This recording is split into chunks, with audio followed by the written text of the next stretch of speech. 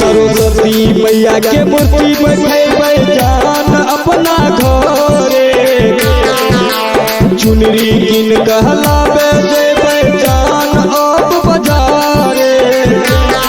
चाहे चंदा लगेबे भोरे भोरे पूजा करबो तोरे जोरे चाहे चंदा लगेबे भोरे भोरे पूजा करबो तोरे जोरे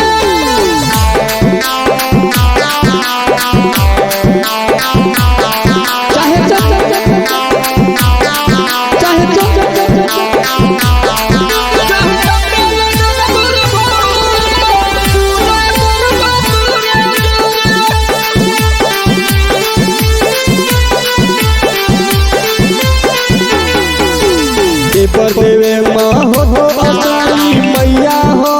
विद्या दानी मैया हो विद्या दानी पर देवे माँ हो असारी मैया हो विद्या दानी हर साल से पूजा अब की हो तो बेजोरे चाहे चंदा लगेबे भोरे भोरे पूजा करबो तोरे जोरे चाहे चंदा लगेबे भोरे भोरे पूजा करबो तोरे जोरे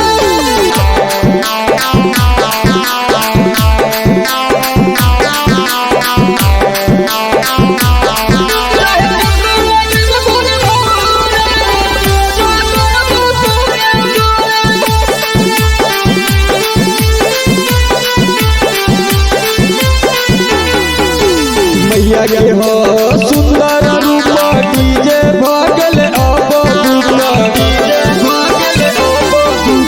मैया के हो सुंदर रूप डीजे भगल अब लक्ष्मण लछानी वॉल्यूम बढ़े